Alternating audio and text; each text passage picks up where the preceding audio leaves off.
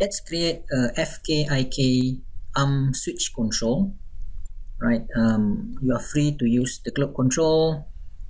Sometimes what I like to do is I like to kind of mix it up a little bit. So I'm just going to show you my version of the controller. So I'm going to use the front view. I'm going to create a cross controller. What I can do is I can create using the curve tool, the EP curve tool. Now if you try to create an EP curve tool, let's say I'm going to create a cross, something like a a game controller kind of shape. Now you press X, you can snap to the grid, okay? But the moment you create 3 points, kind of curved, okay, not really what I want. Right, so I'm going to use EP curve tool, but I'm going to click on the option.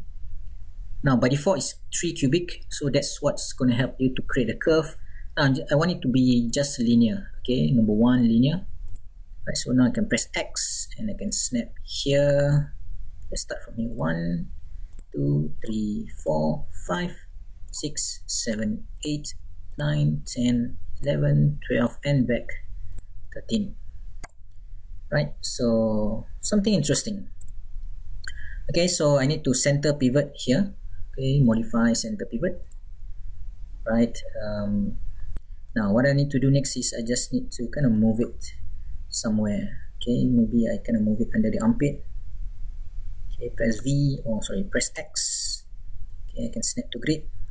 Right, so snap here.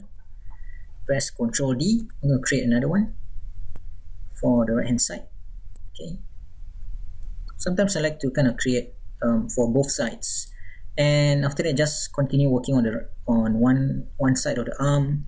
But when I want to start working on the other arm, okay, all my controllers are kind of done. Okay. Now select both of them. Okay.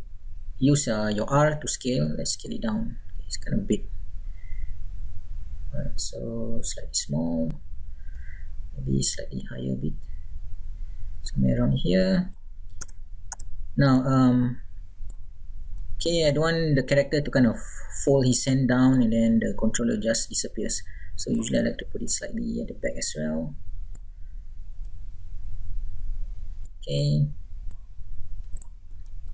right, let's color code it. Okay, this is going to be bright blue, it's going to be red, it's my bright red. There you go. Okay, right, so now we can freeze transform these controllers because we are not going to use any of this. Okay, I'm going to hide, lock and hide them. So I'm just going to select translate, rotate, scale. I'm just going to freeze all. Okay, freeze everything. And what we can do is, before we lock and hide, select both of them. Okay, we just select your spine. Okay, 03, controller, press P. Okay, so wherever this controller moves or rotate, okay, when the chest rotates, okay, these two controllers we just follow along. Okay, once you do that, select both of them. Okay, translate, rotate, scale. I'm going to lock and hide. We don't need it. Okay, now let's rename them. So this will be, okay, I'm going to use yeah, let's just use it here. Okay, so L underscore this is going to be your arm. Okay, ARM FKIK underscore CTRL. Okay, same for the other side. Going to be R underscore arm FKIK underscore CTRL. Okay, so the purpose is the same as this controller, if you can remember. Okay, so you only have the switch, right? So what we're going to do is we are going to what I like to do is I'm going to select both, so I don't have to do double work. Select both controllers, because you can select multiple controllers and create attributes. Okay, so edit, add attribute. Right, so we can use enum like we've done before. Okay, or if you want, you can also use things like just float. Okay, I'll show you in a moment here, because sometimes it's also nice to kind of blend your FK and IK hand, okay, during animation. So I'm just going to use float. I'm going to call this FKIK Switch underscore switch. Okay, minimum 0, maximum 10. Okay, default at 0. Click OK. Right, so now if you see this controller have the attribute, this controller have the attribute as well. Okay, so you don't have to do double work. Now, so once I have the controller in, okay, we are ready to start connecting. Okay, so let's bring out our upper arm. Okay, so that's why I like to leave the clavicle out here first, so that we can work on it. Okay, so let's expand this. Now, forget about your IK and forget about your FK. Okay, so these guys, you already done the work for it. So what we want to do now, or what to look at now, is to look at the upper arm, okay, forearm and the wrist. Okay, what we are looking at, we are actually looking at the constraint nodes. Okay, so select your controller, open up your set driven key, load it up as the driver so that we can see the switch. Right, so the first one in the driven seat will be our upper arm joint parent constraint node. Okay, so load it in. Right, so you can see when our switch is 0, that is FK. Yeah? So upper arm FK is 1. Okay, upper arm IK joint is 0. Okay, let's highlight them. Key. Okay, so now when the animator change from 0 to 10, okay, right, the FK is going to be 0 and the IK is going to be 1. Okay, so key again. So you're going to repeat this process for the forearm as well, forearm joint parent constraint node. So when the FKIK switch is 0, okay, FK is 1, IK is 0. Okay, highlight them, key. Okay, when the switch is 10, right, so what we want is we want FK to be 0 and IK to have the power of 1. And the last one, which is the wrist joint parent constraint node. Okay, so when the switch is 0, FK1, IK0, highlight it, key. And when the switch is 10, okay, FK is 0 and IK is 1, key. Okay, now what does it do for us? So basically now when, okay, FKIK switch is 10, okay, I grab my IK controller, you can see now my neutral joints follow it, okay, 100%. Okay, now the beautiful thing is when I select the controller and I kind of slide it down from 10 to 0, you can see I can blend it down to my FK.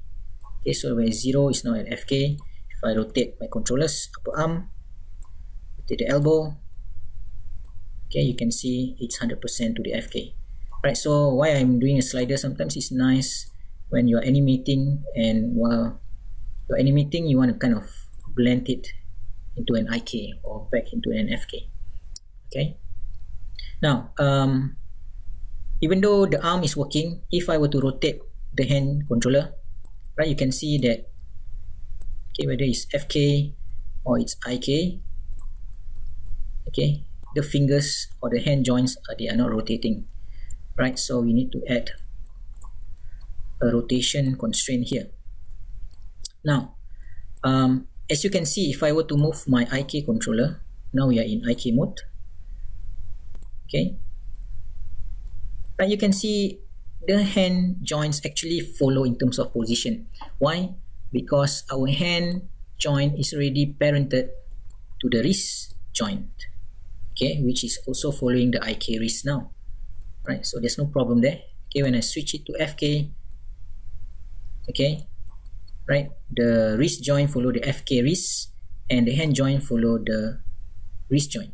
Okay, so in terms of position, it's working fine. Okay, the only thing that's missing is rotation, right? So what we need to do now is, okay, let's select, always remember, okay, if you work all the way starting from the legs, okay, when you want to kind of add constraints to two masters, Okay, for me, I started working with FK first and then IK, so I'll continue here as well. So I select FK first.